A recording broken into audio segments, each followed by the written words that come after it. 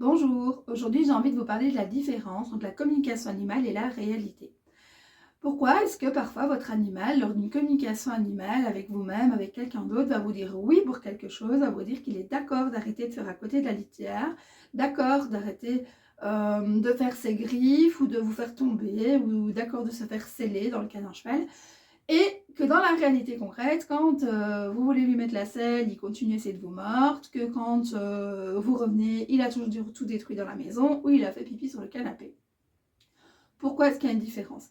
La première chose que je veux bien recentrer, c'est que la communication animale ne sert pas à contrôler l'animal. La communication animale, c'est une discussion avec l'animal pour mieux le comprendre, pour lui donner voix au chapitre et pour discuter, négocier éventuellement des réponses ou des solutions avec lui. Si je vous donne un ordre, par exemple, je vous dis inscrivez-vous à mes formations et venez me voir, vous n'allez pas le faire. Vous allez discuter avec moi, vous allez peut-être envisager la solution, voir comment ça va au niveau de votre portefeuille, comment est-ce que vous avez le temps, est-ce que ça vous appelle ou pas. Et votre animal, c'est exactement la même chose. La communication animale ne sert pas à donner un ordre ou à contrôler votre animal. Elle sert juste à établir une communication différente avec vous-même ou avec un médiateur.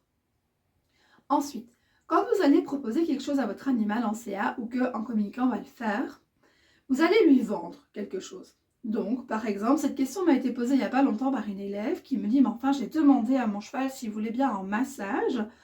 Et quand j'ai voulu lui faire, il s'est crispé, il a fait mine de mordre, etc. » Alors là, j'ai pu lui expliquer ce que je vous explique aujourd'hui.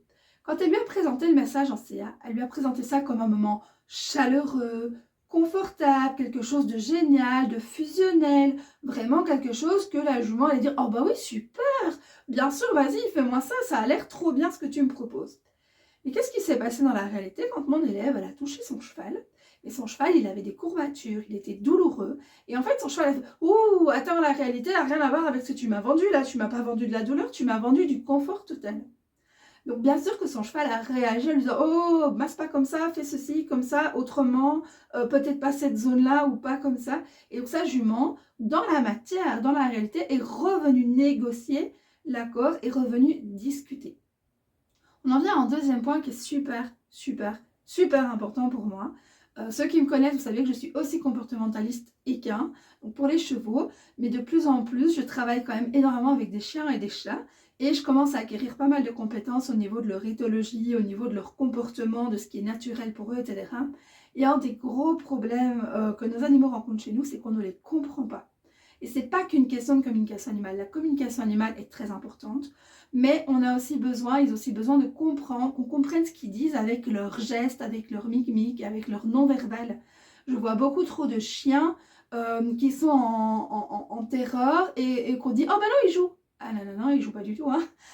Je vois beaucoup trop de chevaux dont on minimise les comportements de douleur, dont on minimise les problématiques. Et donc, il ne faut jamais oublier que la communication animale, ce n'est qu'une partie de ce que votre animal a à dire et une seule façon de communiquer. Tout comme ici, je vous parle avec des mots, mais je vous parle avec des gestes. Et ça veut dire que c'est deux communications différentes et ces deux communications-là méritent d'être prises en compte. Je ne vous parle même pas de la communication paraverbale chez l'humain, qui est celle qu'on met dans les intonations. Tout ça pour vous expliquer la différence entre communication animale, réalité, pourquoi votre animal, parfois, il diverge dans ses opinions, ou il vous dit oui, puis ça change d'avis, et pour vous expliquer à quel point il est important aussi d'un minimum se former ou d'un minimum se renseigner sur comment votre animal communique avec son corps. Un chat, un chien, un cheval, un humain communiquent tous avec leur corps, pareil un cobaye, un lapin, un poisson, un oiseau, une tortue, mais on communique tous différemment selon nos espèces. Je ne saurais pas balancer ma queue, j'ai pas de queue, en plus que je suis une femme.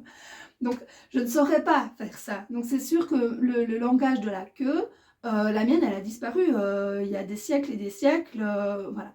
Contrairement à un chien, un cheval ou un chat qui eux ont des choses qu'ils vont dire avec leur queue. Pour ceux qui ont envie d'aller plus loin, de creuser le sujet, etc., le 8 janvier, il y a un atelier gratuit de 2 heures en soirée pour vous faire découvrir la communication animale et déjà l'expérimenter.